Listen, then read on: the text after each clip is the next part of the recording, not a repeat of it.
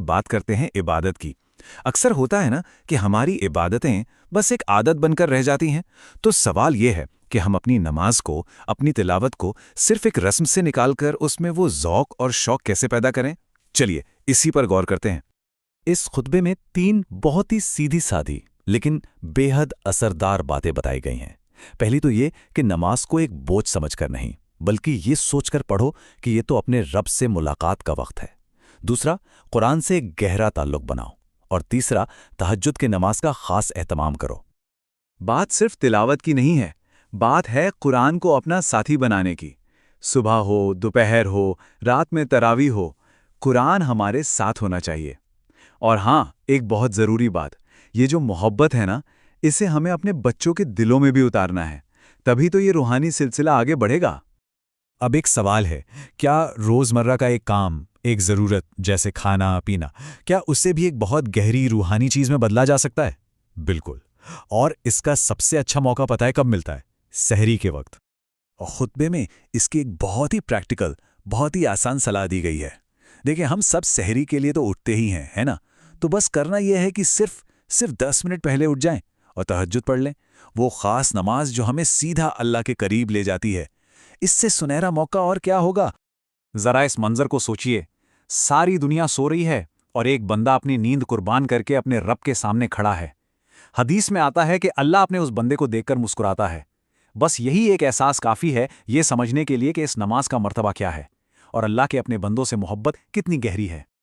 तो ये तो हुई हमारी अपनी ज़ाती इबादत की बात। अब आगे बढ़ते हैं और देखते हैं कि कैसे ये इबादत और भी मुकम्मल होती है जब हम दूसरों की खिदमत करते हैं, दूसरों की मदद करते हैं। अच्छा, मदद करने का भी एक तरीका होता है, एक सलीका होता है। खुतबे में जो बात समझाई गई है वो ये है कि मदद रमज़ान के बीच में नहीं, बल्कि रमज़ान शुरू होने से पहले की जाए। क्यों? ताकि जो ज़रूरतमंद हैं वो भी हमारी तरह बिना किसी फिक्र के पूरे महीने इबादत कर सकें, ईद की तैयारी कर सकें। और ये जो बात अब आ रही है ना, ये हमारे सदका देने के पूरे नज़रिए को, पूरे पर्सपेक्टिव को बदल सकती है। हमें ये नहीं सोचना कि हम किसी पर एहसान कर रहे हैं। असल में तो हमें उस लेने वाले का शुक्रगुजार होना चाहिए, क्योंकि वो एक ज़रिया बन रहा है जिससे अल्लाह हमें सवाब से नवाज रहा है। चलिए, अब आते हैं रमज़ान के एक सबसे अहम और शायद सबसे मुश्किल पहलू पर, और वो है अपने अखलाक को, अपने किरदार को, अपनी आदतों को संवारना। ये महीना असल में एक ट्रेनिंग कैंप है। हमारे अंदर की एक जंग है। एक तरफ है गुस्सा, गीबत, फजूल बातों में वक्त ज़ाया करना, और दूसरी तरफ है माफ़ कर देना, मोहब्बत बांटना और हर वक्त अल्लाह से अपने गुनाहों की माफ़ी मांगते रहना। हमें चुनना है कि हमें किस तरफ रहना है। और इसका फॉर्मूला बहुत सीधा सा है, बहुत सिंपल। तुम ज़मीन वालों पर रहम करो, आसमान वाला तुम पर रहम करेगा। तुम अल्लाह के बंदों को माफ़ करोगे तो अल्लाह तुम्हें माफ़ करेगा। बस इतनी सी बात है।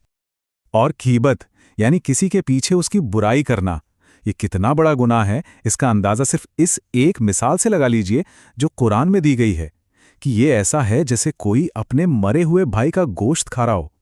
सोचिए कितनी संगीन बात है ये मिसाल हमें झिंझोड़ कर रख देती है। तो सवाल ये है कि करें क्या? अपने किरदार को बेहतर बनाने के लिए प्रैक्टिकल स्टेप्स क्या हैं?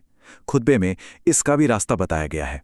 मोबाइल का इस्तेमाल कम करें, आजकल ये बहुत बड़ी बीमारी है। फिजूल की सियासी बहसों से बचें, मस्जिद से अपना रिश्ता जोड़ें और अपनी ज़ुबान को दुरूद शरीफ और इस्तिग़फ़ार से तर रखें। तो देखिए, ये सफ़र शुरू हुआ था हमारी अपनी ज़ात से, हमारी इबादत से, और अब ये कहाँ पहुँच रहा है? पूरी उम्मत के लिए एक दुआ पर। क्योंकि इस्लाम का पैगाम यही है कि अपनी ज़ात से निकलकर पूरी इंसानियत की, पूरी उम्मत की फ़िक्र करो।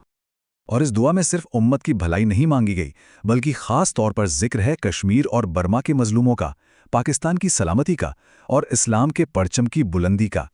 ये एक याद दहानी है कि जब हम दुआ के लिए हाथ उठाएं तो अपने उन भाई बहनों को कभी ना भूलें जो दुनिया के किसी भी कोने में तकलीफ में हैं।